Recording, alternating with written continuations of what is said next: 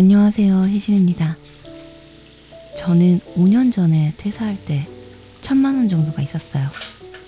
그 돈은 퇴사하면서 퇴직금과 제가 모아놓은 걸 가지고 6평짜리 원룸에서 지금 제가 사는 곳으로 이사하고 남은 돈이었는데요. 특별히 원룸이 불편해서 이사를 했던 건 아니었고요. 그때 월세가 한 50만 원 정도였는데 전세로 대출을 받아서 이사를 가도 이자가 월세보다 훨씬 저렴한 거예요. 그래서 이사를 하게 된 거죠. 그러면서 1,000만 원이 남았던 거예요. 이 정도면 구매 대행할 정도는 버티겠구나 싶었어요. 뭐 사업도 안 되고 돈도 다 떨어지면 어떡하지? 라는 생각은 안 한 것 같아요. 저는 걱정을 잘 안 하는 편인데요. 이건 그냥 살아오면서 생긴 스킬 같아요. 보통은 안 될 걸 대비해서 준비를 하는데요. 그걸 준비하다 보면 진행이 안 되더라고요. 준비만 하다 끝나. 제가 운명이라는 걸 믿지는 않지만 그래도 될 일은 좀 되지 않을까요? 그래서 시작을 한 거죠. 사람이 못할 일은 거의 없다는 건 살면서 알게 됐어요. 그러니까 하기 싫어서 안 하는 거지.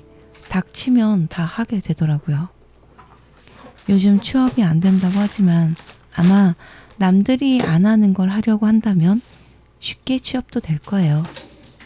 그걸 하지 않으려고 그렇게 치열하게 사는 걸 테니까요. 각오만 있다면 못할 것도 없다고 생각을 해서 1,000만 원 가지고 구매 대행을 시작하게 된 거예요. 구매 대행이라는 사업이 초반 6개월 정도는 수입이 거의 없거든요. 그래서 버틸 자금이 필요했던 거죠. 저 때는 그랬어요. 지금은 AI 프로그램 같은 게 생겨서 더 수월해진 것 같긴 하더라고요. 그런데 1,000만 원 가지고 1년 정도를 생각했는데 의외로 4년 가까이 버티게 해주더라고요. 물론 구매 대행 수입도 한몫을 했지만 그렇게 어찌어찌해서 반백수 생활을 시작하게 됐어요. 초반 수입은 한 30만 원? 그러다가 죽어라 열심히 하루 12시간씩 일을 하니까 300 가까이 올라가더라고요. 그때도 지금도 저는 모든 일을 혼자 했거든요. 그러다 너무 힘들어서 중간에 번역 알바를 쓰긴 했어요. 구매 대행은 해외 사이트에서 물건을 가져오기 때문에 상품명을 번역을 해야 되거든요. 그것도 혼자 하려니까 너무 일인 거예요. 그렇게 2년 정도를 하다 보니까 회사 다닐 때보다 몸이 더 안 좋아지더라고요. 자영업이 그렇듯 한 달 수입이 일정하지 않기 때문에 그때는 한 달 한 달이 참 불안했던 것 같아요. 그러다가 건강이 나빠지면 다 부질없겠다 싶은 생각이 들어서 이쯤만 하자라는 생각으로 일을 좀 내려놓게 됐어요. 그랬더니 수입이 쭉 떨어지긴 하더라고요. 떨어지다 아마 최근엔 한 30에서 40까지 떨어진 것 같아요. 뭐 그래도 사라지네요. 처음에 집에서 이제 자영업을 할 때는 한 달 한 달이 불안하고 뭔가 큰일이 날 것 같은 생각에 그렇게 열심히 했던 거였거든요. 근데 막상 내려놓으니까 몸은 그만큼 편해지고 수입은 그만큼 줄었지만 사라지더라고요. 그래서 든 생각인데요.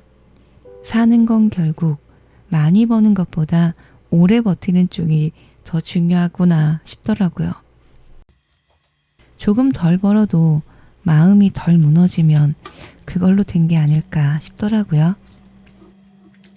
그렇다고 뭐 미래가 중요하지 않다는 건 아니에요. 사람은 앞을 보고 사는 존재니까요. 그리고 미래가 막막하면 지금이 괜히 불안해지고 뭐래도 마음이 좀 허전해져요.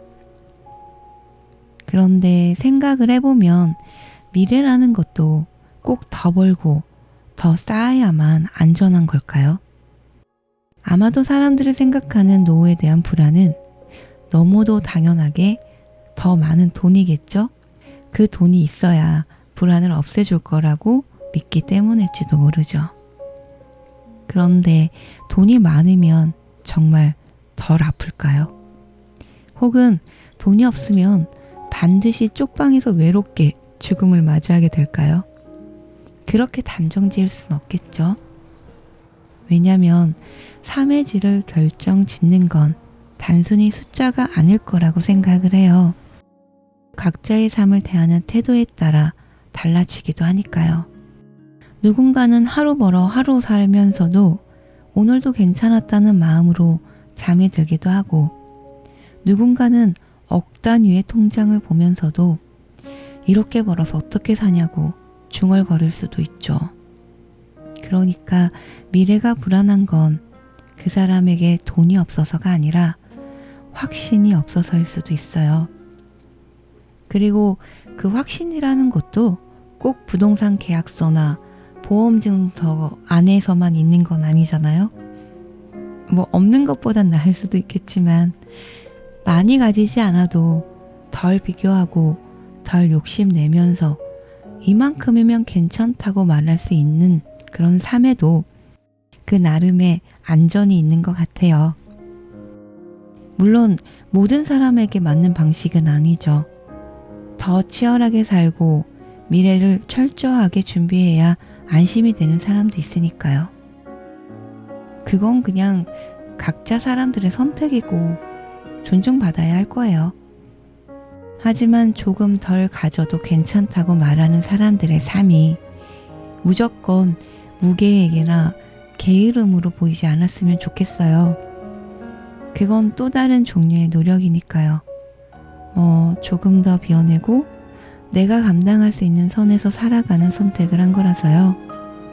그냥 자기 방식으로 미래를 조용히 준비하는 중입니다.